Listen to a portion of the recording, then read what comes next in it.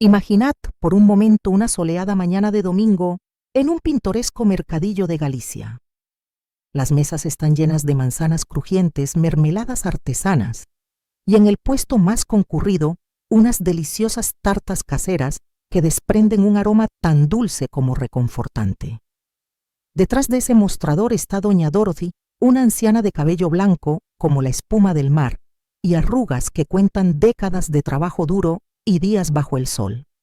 Con una sonrisa siempre dispuesta y un brillo amable en la mirada, entrega una porción de su famosa tarta de manzana a un niño que corretea alegre alrededor. Para quienes la conocen, ella es simplemente la abuela Die, la vendedora de tartas que endulza los domingos de más de un municipio. Pero ¿qué secretos esconde esa alegre vendedora? ¿Qué sombras se ocultan tras la calidez de su voz? Porque hace 60 años aquel mismo rostro que hoy regala dulzura al paladar albergaba una historia de pesadilla profunda. Imaginad un corredor oscuro en una vieja granja con vigas de madera carcomida, donde el suelo aún conserva manchas oscuras de sangre seca. Allí un padre de mirada vacía se volvió hacia su hija adolescente y pronunció palabras que helarían la sangre de cualquiera. «Eres lo único que me queda». Aquella niña, entonces llamada Dorothy Mackay, supo en ese instante que su vida jamás sería la misma. El contraste entre esa escena macabra y la estampa amable del mercadillo es tan brutal como real y nos obliga a preguntarnos, ¿cómo sobrevive el alma humana a una herida tan profunda? Hoy nos acercamos a Dorothy desde la distancia de los años, pero con la complicidad de un secreto compartido. Vemos su figura encorvada por los años, sus manos endurecidas por siglos de amasado y su voz pausada que relata historias de otros tiempos. Sin embargo, bajo esa serenidad aparente, palpita el recuerdo de aquel horror primigenio. Para transmitirlo, alternamos imágenes de la abuela, repartiendo dulces y risas infantiles, con breves destellos de aquel suelo manchado y del eco de una promesa perversa. Esa técnica tan usada en documentales de supervivientes que fascinan a la audiencia española explota el contraste para crear un enganche emocional inmediato. Pero no es cuestión de trucos, cada escena de calidez sirve para reforzar el impacto de las sombras que vendrán. Cuando Dorothy reúne el valor para contar su historia, lo hace desde la honestidad de quien ha aprendido a transformar el dolor en motor de vida. Su voz, aunque temblorosa al principio, adquiere fuerza a medida que relata el pasado con el mismo cariño con que reparte trozos de tarta. Esa coherencia entre el gesto amable y la palabra sincera construye un personaje al que cuesta no querer acompañar hasta el final de su recorrido. En este primer tramo, el gran acierto es el contraste, la abuela sonriente frente a la niña aterrorizada. Sin embargo, para un público español, se podría acentuar aún más esa dualidad, incluyendo referencias culturales concretas, quizá una conversación con un vecino en el mercadillo de Asturias, o un plano corto de un pueblo gallego con sus hórreos al fondo.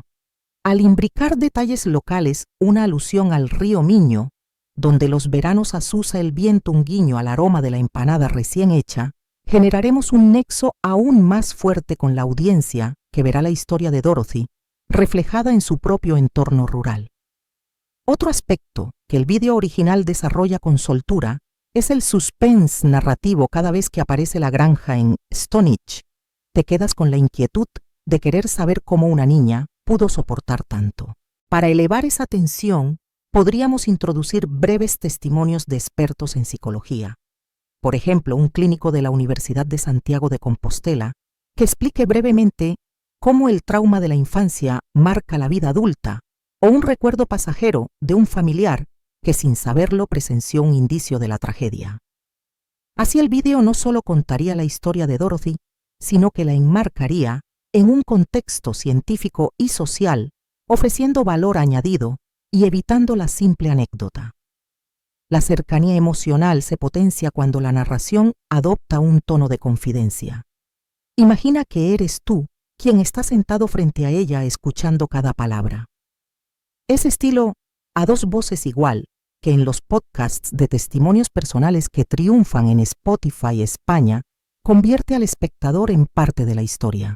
Para reforzarlo, podríamos pedir a Dorothy que nos muestre algún objeto físico, una vieja fotografía sin revelar, o quizá uno de los delantales que cosió con retales de manga larga cuando huía de la granja. Con esos elementos tangibles, el relato gana textura y convierte el recuerdo en experiencia compartida. Hasta aquí tenemos el contraste perfecto entre presente y pasado, la abuela generosa de tartas y la niña marcada por una promesa aterradora. Hemos sembrado la intriga suficiente para que el espectador quiera saber cómo llegó Dorothy hasta aquí, de qué manera sobrevivió al horror, y sobre todo, cómo transformó su desgracia en fuerza. En la siguiente sección nos adentraremos en ese mundo rural de mediados del siglo XX, exploraremos los roles de género que la condicionaron y descubriremos las raíces sociales que hicieron posible el drama de su familia. Imaginad ahora que cambiamos el escenario de la lejana granja de West Virginia al corazón de una aldea castellana en los años 50. En aquel entonces aquí también la vida transcurría al ritmo de las temporadas, la segadora fabricando el pan de cada día, la era llena de trigo dorado, y el domingo misa mayor en la iglesia del pueblo con mantilla y caridad para los más necesitados. Para los hombres el campo era territorio de decisión y mando. Para las mujeres, un espacio de servidumbre y silencio. Y aunque la geografía y el idioma nos separan, los ecos de aquel patriarcado rural resuenan con asombrosa similitud en la historia de Dorothy. En las aldeas españolas como en Stonehenge, el padre era el cabeza de familia absoluto. Él determinaba la explotación de cada hectárea, el precio de la patata, que después vendería en el mercado municipal, y el destino de los ahorros. A su alrededor, el servidor de confianza, el mayordomo o el capataz, le informaba de cada novedad, la peste de langosta que amenazaba el maíz, un vecino atrasado con la contribución o el precio injusto que un intermediario quería pagar por el ganado. Ese mundo, aunque lleno de camaradería campesina, excluía a la mujer del poder económico y de la opinión pública. Cualquier iniciativa femenina fuera del corral o del hogar se consideraba insólita cuando no imprudente. Para las niñas, el camino estaba trazado desde niñas del hogar al altar. Aprendían a barrer la casa, a encender la estufa de leña, a hilar la lana para las mantas y sobre todo a guardar la modestia. Una joven que osara cultivar ideas propias, decidir estudiar magisterio en la Normal de Magisterio de Madrid, por ejemplo, rompía un tabú social. En los pueblos, la reputación era un bien preciado. Un rumor bastaba para hundir la honorabilidad de una familia entera. ¿Cómo no recordar las historias de aquella Flor de la Vega que quiso ser maestra y acabó casándose con el jornalero de la construcción para salvar las apariencias? En West Virginia, el padre de Dorothy consolidaba su control con el negocio de la ferretería.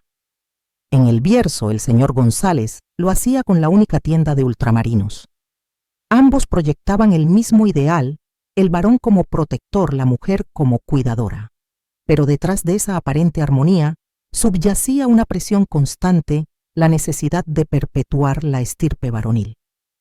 En España, muchos pueblos celebraban la llegada de un niño con la misma efusividad que en América. Las cigüeñas y los vinos del padrino eran forma de ratificar el orgullo de la sangre que perduraría en el apellido. Y al igual que George Malac buscaba un heredero para su granja y su tienda en Andalucía, el señor Martínez esperaba con auténtica desesperación el bautizo de su primer varón para mostrarlo en la procesión de San Isidro. Si la primogénita era mujer, la ovación era reservada, y rápido llegaba el comentario en el umbral. ¿Y para cuándo el niño que continúe la saga familiar? Esa cultura de géneros estancos favorecía el anquilosamiento. Si eras hija, tu horizonte era el cuidado de tus padres y de tu futuro marido. Si eras hijo, tu destino era el cultivo de la tierra o la ampliación de negocios. No había término medio.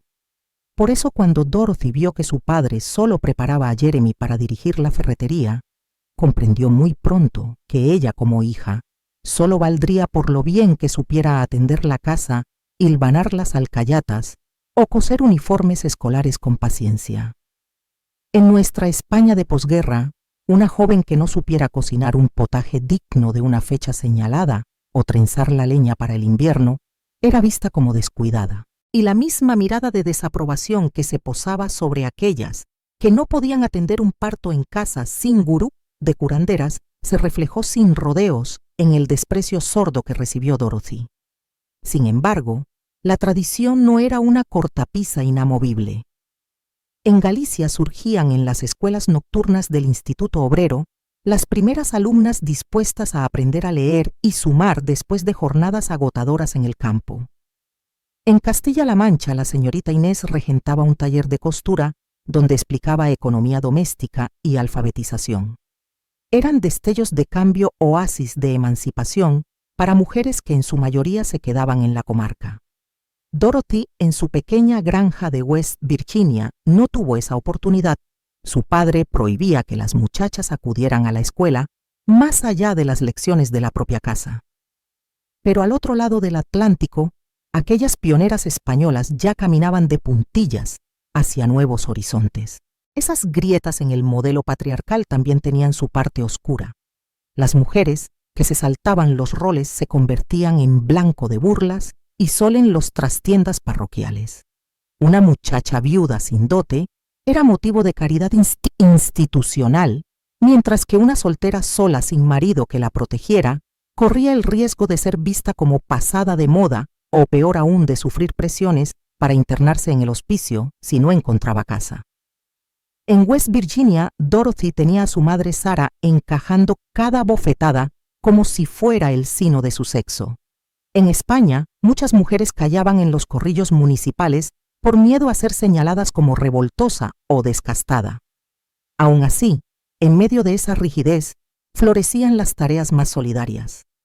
Cuando había un parto complicado en la casa de la abuela Palomo, unas mujeres jóvenes corrían a prestar ayuda, dejando de lado el estigma para socorrer a una vecina. Una red de mutuo auxilio que, aunque invisible, tejía un colchón de protección para quien caía en desgracia.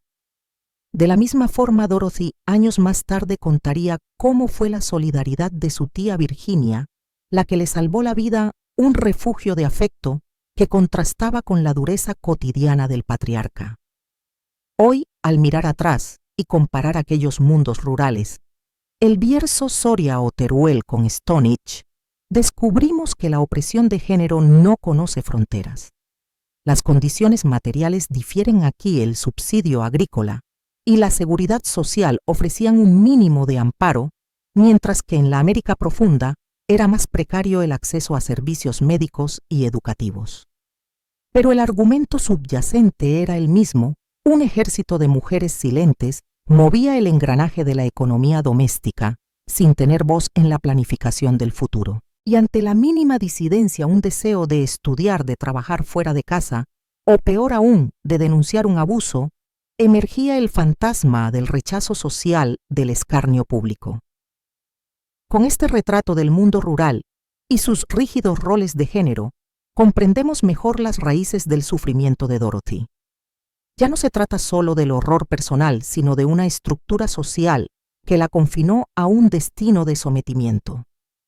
A partir de aquí, ahondaremos en el momento en que esa estructura se quebró, la muerte de su hermano Jeremy y la erupción de violencia que cambió su vida para siempre, dejándola ante la disyuntiva más terrible que un adolescente puede enfrentar. Y entenderemos cómo incluso en el silencio más profundo la semilla de la resiliencia comenzó a germinar. El dolor estalló en aquella noche de verano como un trueno inesperado. Habían pasado apenas unos días desde que Jeremy, el hermano mayor de Dorothy, cayó víctima de un brote de sarampión que se propagaba entre los niños de la región.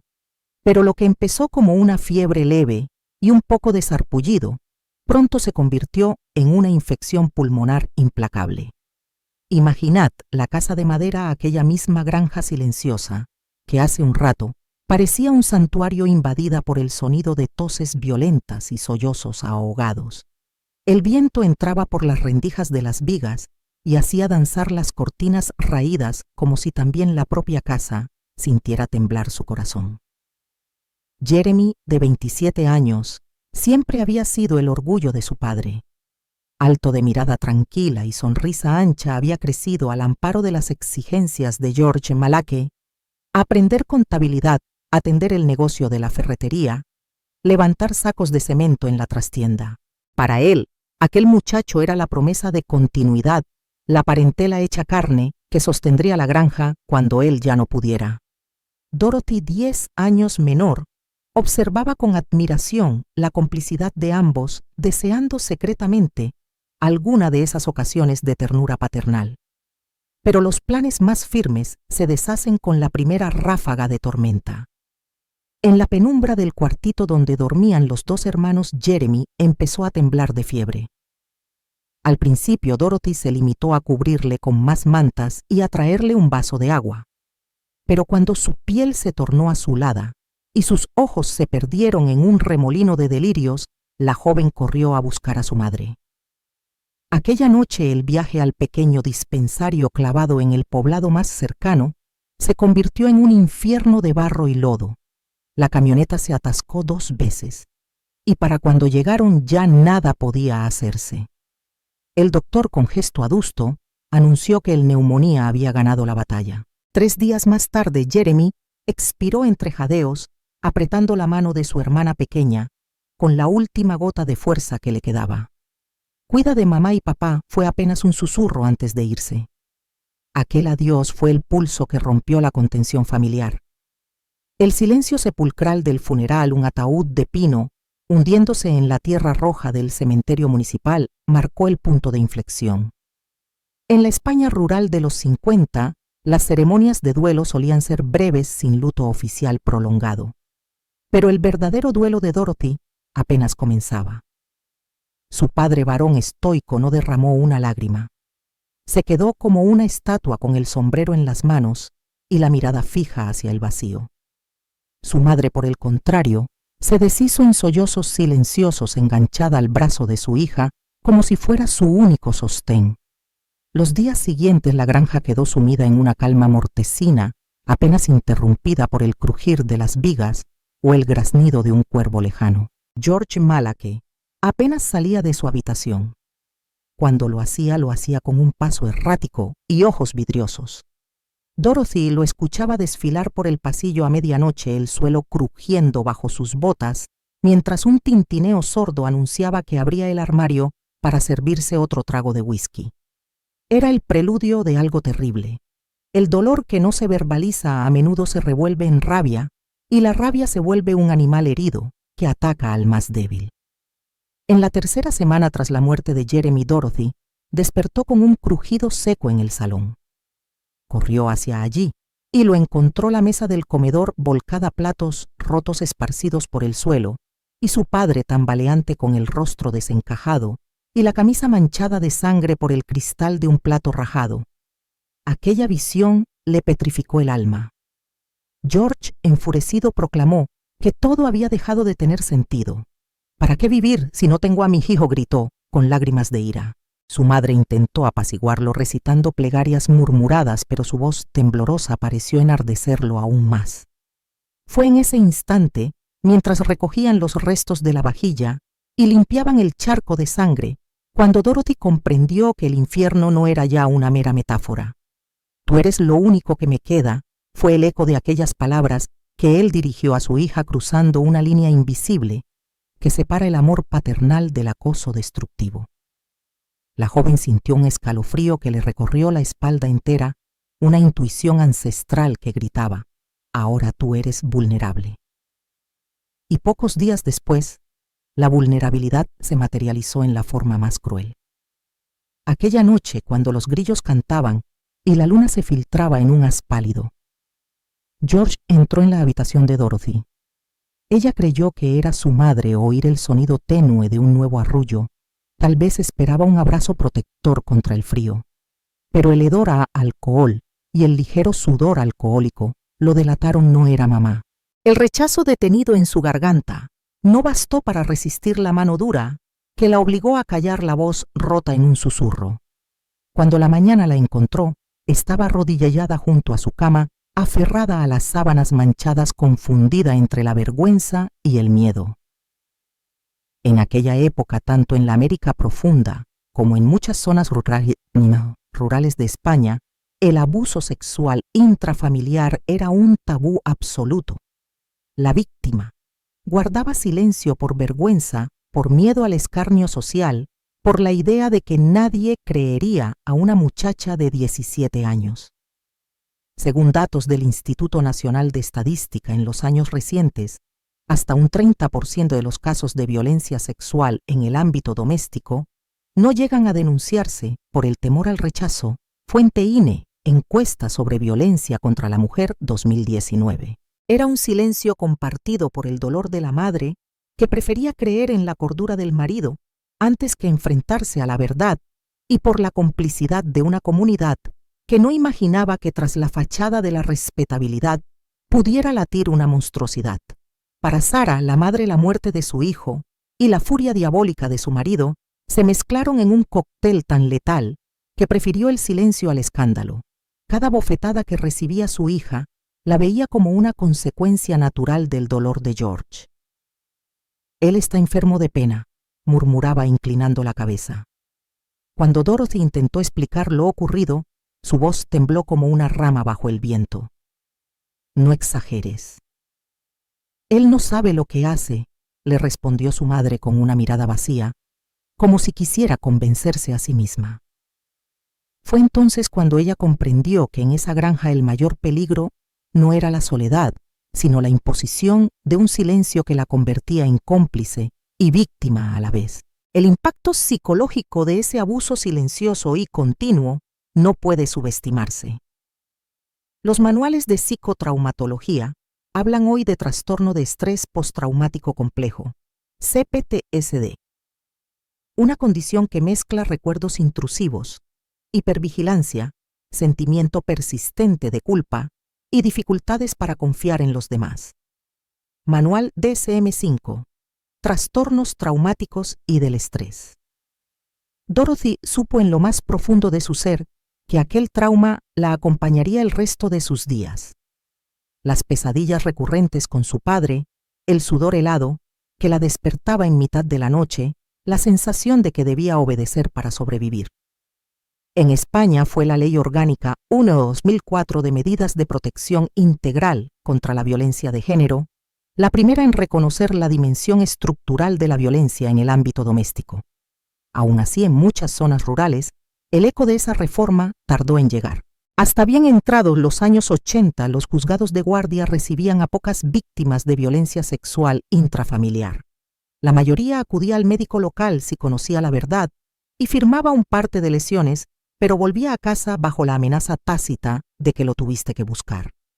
Dorothy, en su silencio forzado, desarrolló mecanismos de supervivencia. Se volvió cautelosa, midió cada palabra, aprendió a camuflar las ojeras con una sonrisa, y cuando alguien preguntaba por qué estaba tan pálida, inventaba un resfriado.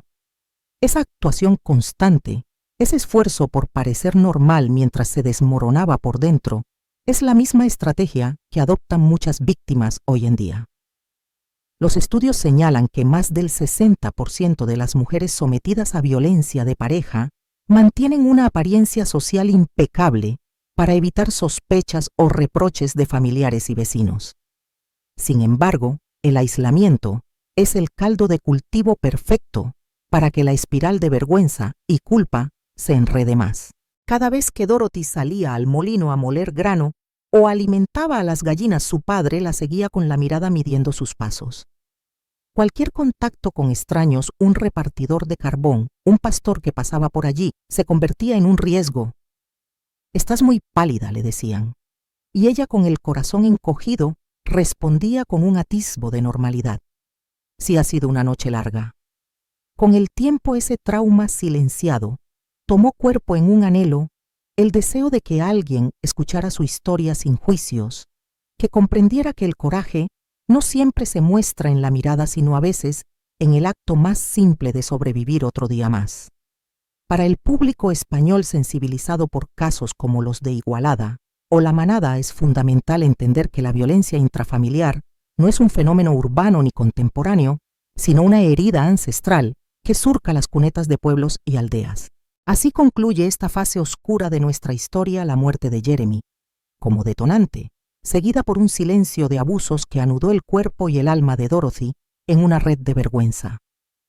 Pero incluso en ese abismo empezó a germinar la semilla de la resiliencia, el convencimiento de que merecía algo mejor, la intuición de que la solidaridad de unas pocas manos amigas sería la luz que la sacara de la oscuridad. En la próxima sección nos adentraremos en esa red de apoyo que la rescató la figura de su tía Virginia y la comunidad dispuesta a ofrecer un refugio donde por primera vez en mucho tiempo pudo soñar con un mañana distinto. Después de aquellos meses de pesadilla en los que el dolor y el silencio parecían haberse instalado para siempre, en la granja algo empezó a cambiar dentro de Dorothy. No fue un instante definido, sino más bien una sucesión de gestos mínimos, unas manos que se ofrecían para sostenerla, una voz que la invitaba a no rendirse, un abrazo que recordaba que no estaba sola. En el corazón de esa transformación estuvo siempre una red de apoyo tan silenciosa como firme, cuyo fin no era juzgarla, sino ofrecerle refugio y herramientas para reconstruir su vida. La primera pieza de ese puzzle de esperanza se llamó tía Virginia. Llegó un día a la granja de West Virginia con la determinación de desmontar el aislamiento que la pareja Malaque había impuesto a sus hijas. Para el público español, la figura de la tía protectora recuerda a aquella vecina de pueblo que, al margen de la autoridad municipal, canta un himno de solidaridad con quien sufre. En la España rural, muchas mujeres conocen a una tía o prima que abrió las puertas de casa sin preguntar. En Salamanca, la tía Carmen acogía a niñas sin apellido, porque consideraba que todo ser humano merece dignidad. En León, la prima Rosario tejía bufandas para las jóvenes obligadas a huir tras un ataque machista. La tía Virginia hizo lo mismo con Dorothy, le cedió una habitación modesta, dispuso de un fondo económico para gastos médicos y le enseñó que pedir ayuda no es un acto de debilidad, sino de supervivencia.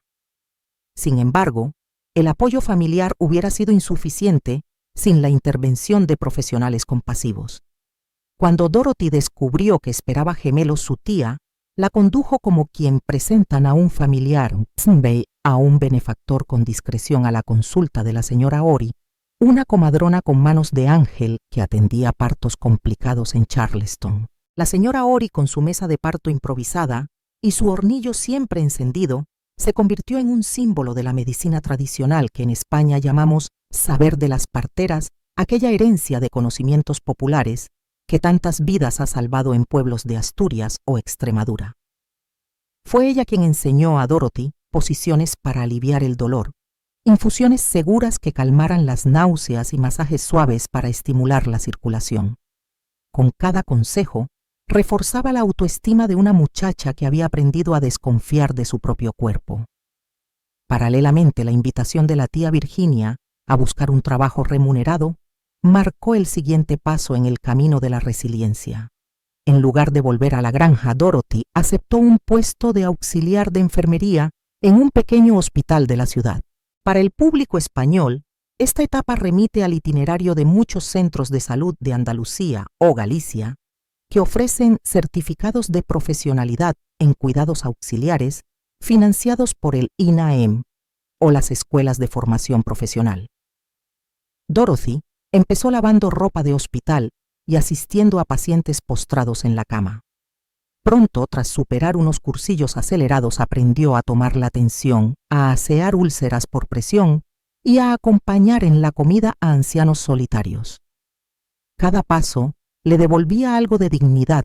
Veía que su esfuerzo se traducía en sonrisas de gratitud, en un gracias, hija, que resonaba más allá de las paredes blancas. Mientras se formaba Dorothy, combinó su labor en el hospital con sesiones de apoyo psicológico. En España, organizaciones como la Asociación Clara Campoamor ofrecen talleres gratuitos de acompañamiento terapéutico para víctimas de violencia de género. Un psicólogo de la Universidad de Santiago de Compostela, el doctor Méndez, explicaba en una charla que la terapia cognitivo-conductual puede reducir en un 40% los síntomas de ansiedad y depresión tras un trauma severo. Estudio sobre eficacia. Terapias post-trauma, US 2018. Dorothy. al igual que muchas supervivientes en nuestro país, encontró en esos encuentros un espacio donde poner nombre a sus miedos, reconocer sus logros y trazar un plan de autocuidado. La red de apoyo se reforzó con la vinculación a entidades especializadas. Cuando por fin llegó la tranquilidad para hablar de lo ocurrido, un trabajador social la orientó hacia la Oficina de Atención a Víctimas, un servicio que en España depende del Ministerio del Interior y cuya misión es coordinar ayudas sanitarias, jurídicas y sociales. Gracias a esa derivación, Dorothy pudo acceder a subvenciones para guardería infantil equivalente a la tarjeta infantil de algunas comunidades autónomas y a asesoramiento legal sobre sus derechos laborales y sanitarios. Sabía que había mujeres andaluzas o extremeñas en situaciones similares que no encontraban una voz oficial que las protegiera y sentía un orgullo callado por haber navegado con tanta determinación hasta ese muelle de ayuda.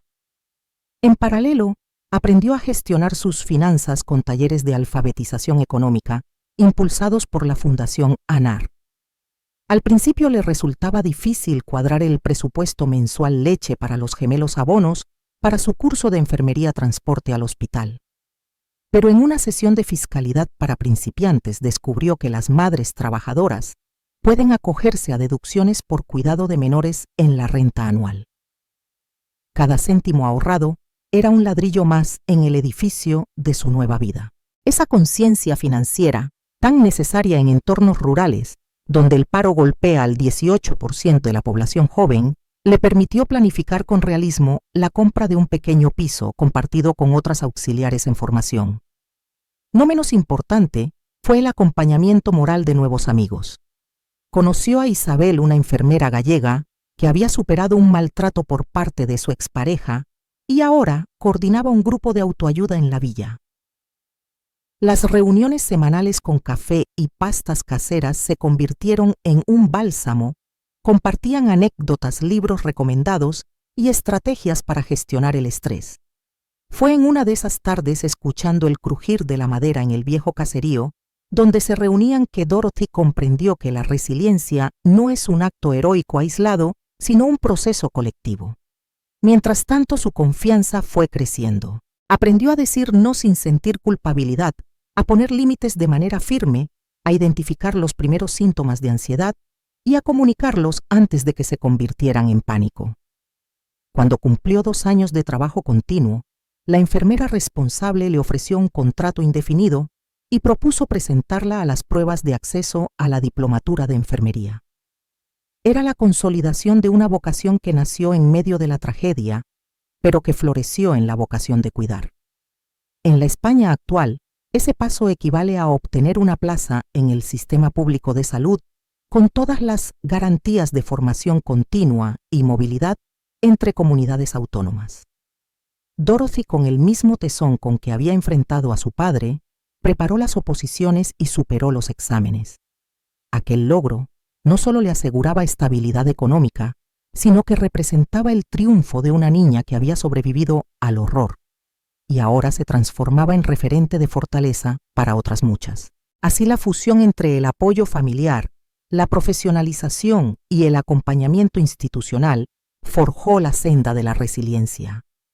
Dorothy no solo dejó atrás aquel pasado terrible, encontró en su vocación una plataforma para ayudar a quienes, como ella, habían sido heridas por la violencia, la soledad o el miedo. Desde la consulta de enfermería, escuchaba historias conocidas: una mujer que no tenía dónde refugiarse, un hombre que no creía su versión de los hechos, un niño asustado por los gritos en casa y con cada gesto de ternura recordaba hasta qué punto la atención sanitaria puede convertirse en el primer puente hacia la recuperación. En la siguiente sección exploraremos cómo Dorothy canalizó toda esa energía en un acto definitivo de justicia restaurativa. El proceso legal para desvincularse de su padre biológico, cambiar de identidad y gestionar la herencia de un pasado que se negaba a morir sin antes recibir su merecido.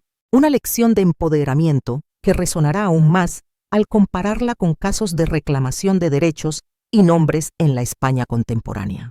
Cuando en septiembre de 1962 la juez del juzgado de primera instancia de Charleston levantó el mazo y declaró aceptada la solicitud de cambio de nombre. Dorothy sintió por primera vez el sabor de la libertad.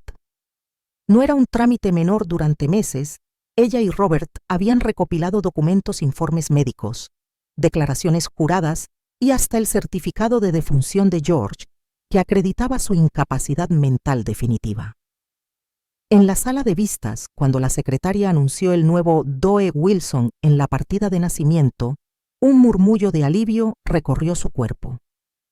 Aquello no solo borraba el apellido que hereda el dolor, sino que confirmaba su derecho a existir con identidad propia.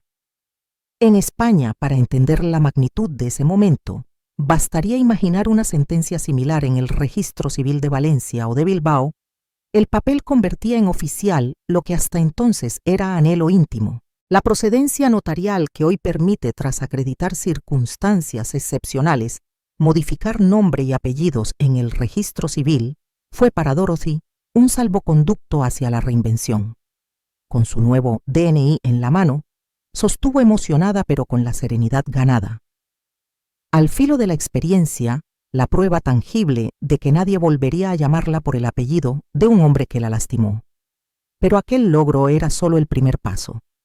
Quedaba por resolver la herencia, la parcela sembrada de maíz, donde había corrido de niña, la vieja casa ya consumida por las llamas y la ferretería que George había fundado con tanto empeño.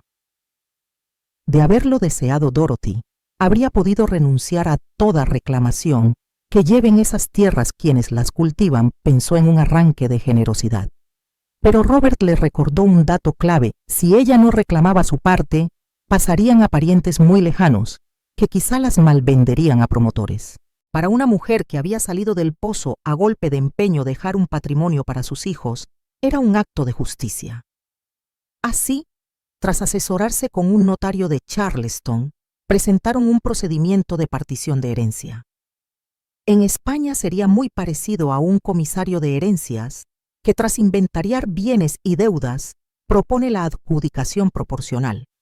Ellos aceptaron vender la porción de la granja que había albergado el funeral de Jeremy y el incendio que casi les cuesta la vida, y reservar el resto para sus gemelos Emmanuel y Samuel, con un fideicomiso hasta que cumplieran la mayoría de edad. El dinero de la venta se destinó a costear la educación universitaria de los niños y el tratamiento psiquiátrico de George en aquel asilo de la enfermedad sin retorno. Cuando el telegrama llegó anunciando la defunción de su padre biológico el 12 de noviembre de 1962, ella ya no sintió rabia ni pena. Aquel hombre que dormitaba entre delirios y desconocimiento se apagó sin reconocerla. Ha muerto en un hospital de Richmond solo y sin nombre, reza la nota enviada por el doctor Thomas.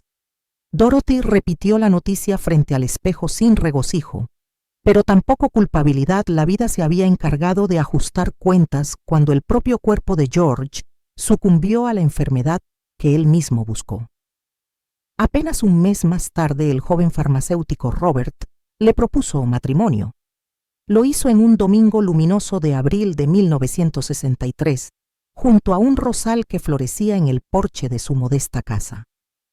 «Quiero ser tu familia y la de nuestros hijos», le dijo mientras le ajustaba el sencillo anillo de oro. Para ellos no era un símbolo ostentoso, sino la promesa de un futuro sin secretos ni silencios. La boda fue tan íntima como significativa. Apenas la tía Virginia y la señora Ori como testigos, dos niños rubios de casi 4 años, vestidos de paje, llevando las alianzas, y un puñado de amigos del hospital. Cuando Dorothy y Robert se dieron, el siquiero sellaron no solo una unión de afectos, sino un pacto de honestidad y cuidado. Poco después, emprendieron el viaje hacia Louisville, donde Robert había aceptado una oferta para dirigir una farmacia más grande. Atrás quedaba Charleston y el lastre del apellido Malachi. Delante un barrio modesto lleno de oportunidades. Allí compraron un chalet de ladrillo rojo con un pequeño jardín coronado por un viejo arce que cada otoño teñía de escarlata el callejón. Con el tiempo, Emmanuel se aficionó a trepar el árbol y a bajar con una cuerda que su padre le enseñó a anudar. Samuel prefería leer cómics junto a la chimenea. Para Dorothy, aquellas escenas cotidianas eran la constatación de su victoria. Sus hijos podían crecer sin el peso de una historia oscura. Sin embargo, el proceso no era un simple borrón de pasado. Al cabo de los años, cuando los niños mostraron curiosidad por su origen, llegó el momento de la verdad. En España, hay asociaciones familiares que aconsejan revelar la verdad genética a los hijos a partir de los 12 años con un lenguaje adaptado a su edad. Dorothy esperó pacientemente hasta que en una tarde de verano de 1975 reunió a Emmanuel y Samuel en el porche. Con voz suave les contó que su madre biológica, que nunca los abandonó ni dejó de amarlos, había sufrido un daño terrible y que el hombre que creyeron abuelo era en realidad un desconocido. Les explicó que Robert era su padre de verdad en cuanto al cariño y la crianza, pero que ella llevaba en la sangre el recuerdo de otra historia que era justo que conocieran. Las reacciones de los niños fueron tan espontáneas como sanas.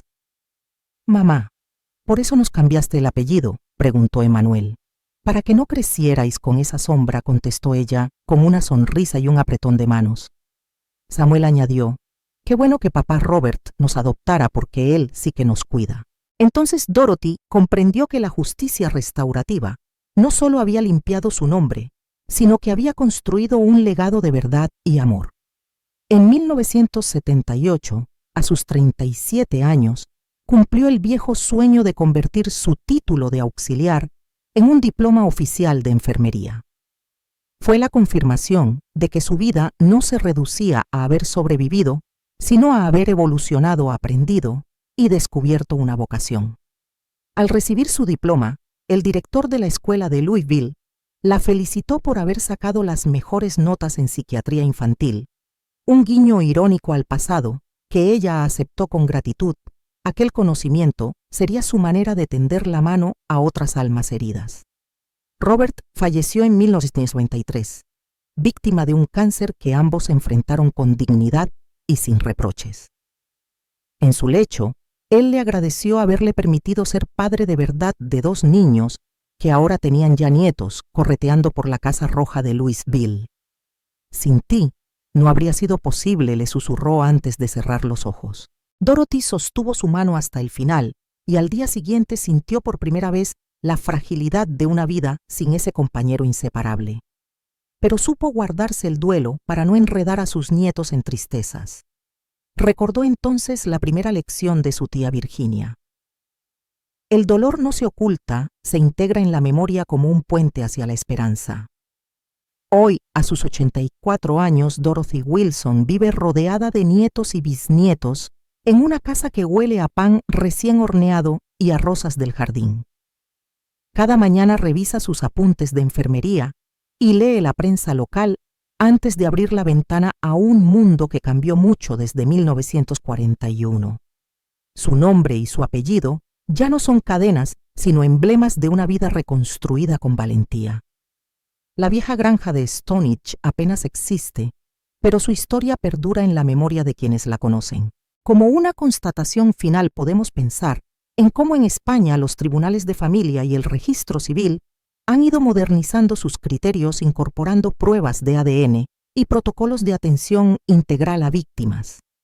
Sin embargo, pocas veces una mujer ha llevado el proceso de desvinculación y empoderamiento con tanta determinación como Dorothy. Su historia nos enseña que la justicia restaurativa no es un simple acto legal, sino un camino de sanación que implica reconocimiento, verdad y coraje para reescribir el propio relato. Y al mirar a sus nietos jugar bajo el roble del jardín, ella sabe que el mayor legado que puede dejarles no es un apellido ni una herencia de tierras, sino el ejemplo de una vida que convirtió el dolor en servicio, la angustia en aprendizaje y el miedo en la fuerza para amar sin condiciones. Así concluye su viaje, no con un punto final, sino con la promesa de que cada nueva generación puede alzar la voz, reclamar sus derechos y con la misma ternura que Dorothy reparte en sus tartas, construir un mañana libre de sombras.